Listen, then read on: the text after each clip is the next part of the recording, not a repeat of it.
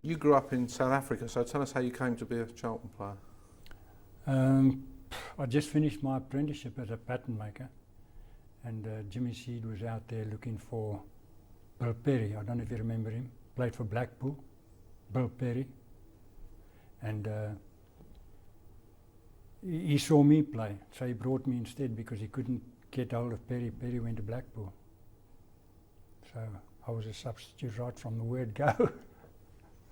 So you saw Sam out there, I think. Yes, Sam come out with some English FA team, and to see him, I was only small and young. I slipped into the toilet window that was outside the ground, into the ground to watch him play. And were you impressed? Yes, oh yes. Yeah, right from the word go. And so when Jimmy Seed came to sign you, had you ever heard of Charlton Athletic? Were they well known in South Africa? No, not well known, but they were known, you know. And when somebody from the Arcadia Football Club, who I played for, said, you know, this chap was here, then I heard of Charlton Athletic. Yeah. And you presumably came by boat, did you? Yes. How long did that take? 2 weeks. Yeah, 2 weeks. And, you know, after 2 years, we had to break my stay, otherwise I would have been taken into the army or the Air Force, or, you know. So I went back every 2 years until after about 6 years. Was it a culture shock coming to England? I mean, foreign players come all the time now, but it was unusual in those days. Yeah, if I remember correctly, it didn't bother me all that much. I remember Brian Tocknell coming over and complaining to me that his legs are so weary playing in the mud, but it didn't seem to bother me that much. And before very long, there were quite a few South Africans here. 6, I think, or 8, I'm not sure. Yeah, they had quite a clan. What about Eddie Fermani? He made quite an impact here, didn't he? Yeah, he come over, he was 16 years old, he come over with Stuart Leary. And the first 2 years, I don't think he was, you know, and then he became a first team player and he was quite good. Leary wasn't too bad either. No, he was very good. Yeah.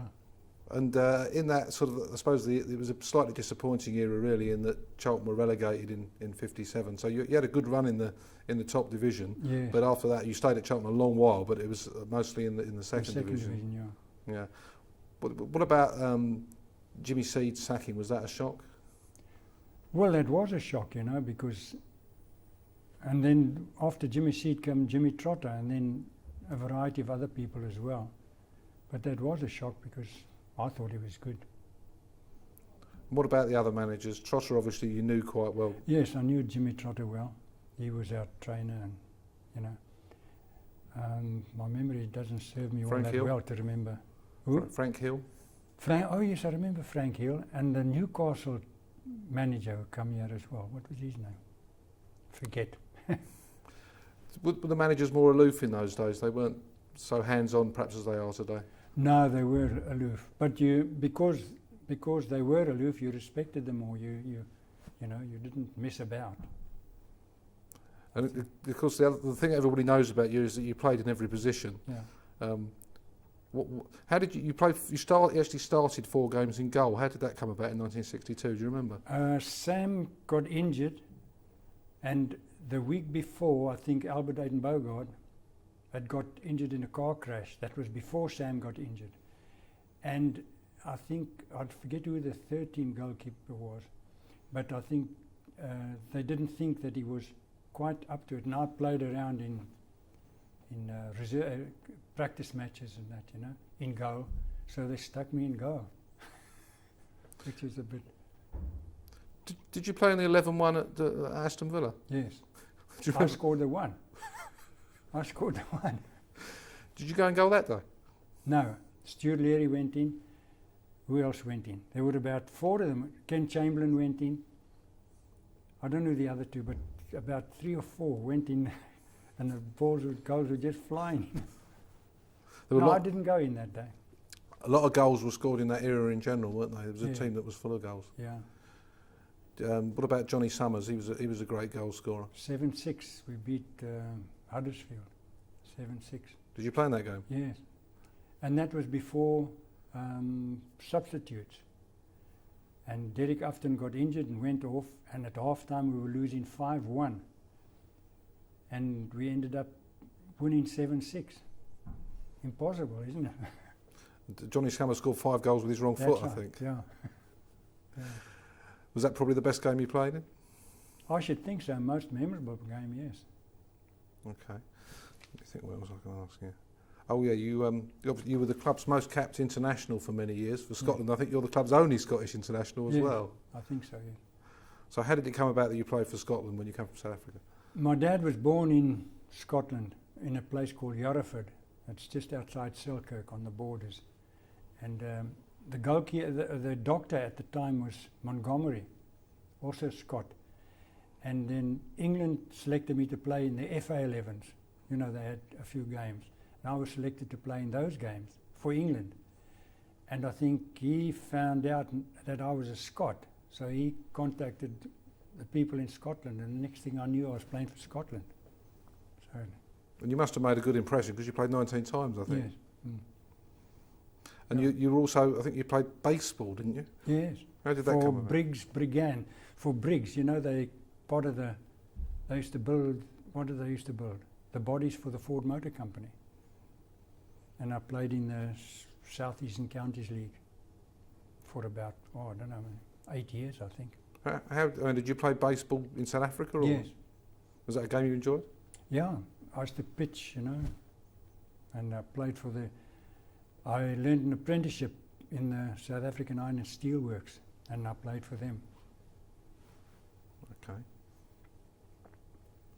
I was just thinking. And then, of course, towards the end of your career, that young Keith Peacock would have got into the team. Yeah. Do you remember him as a young player? Do you think he had a chance? Yes, he played when I was playing. Yeah, he was good. And people like Mike Bailey, perhaps, towards the end? Yes, I know Mike, yeah. Yeah, they had a lot of good young players. Dennis Allen, I can remember him as well. Was it a disappointment to you that Charlton didn't push on in the time that you were here? So you lost your place in the First Division and didn't get back. Did you think that was, a Yes, possibility? it was towards the end of my career anyway, and most of the time I was in South Africa, you know, so it wasn't such a hard grind, if you like to call it, for me, you know, and Charlton being in the Second Division. And you come back, I've seen you a few times back here now. You obviously feel a special bond with Charlton after all these years. Oh, yes. Oh, you know, different clubs were interested in buying, you know, but at that time you could only get a £10 signing on fee, so no matter what club you went to, you only got a £10 signing on fee. And some clubs were interested, but it never bothered me because I didn't want to leave. I was satisfied. And is it special to come back here now and look around the ground? Yes, crumbs. I mean, the bath. I think I saw the bath in what the players have.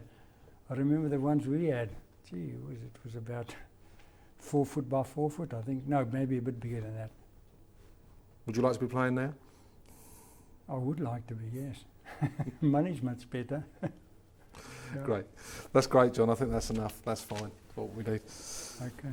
Thanks very much for your time. Sorry to keep you waiting. All right, that's all right. Crumbs, this is great, isn't it? Right? What are the differences now, do you think, to how it was? Oh, a hell of a difference. Crumbs. I mean, I think you had one shower there and one big bath. That's all you had. One shower, one bath. And the bath was about from here to there, you know. So everyone had to queue for their turn. Yeah. Well, everybody got in the bath. Everybody got in the bath. Because only one shower, you know. Look at this. Different now, isn't it, compared to how it Yes. used to be? Show us the drinks machine as well. You said you remarked on this. You even have a Coke machine.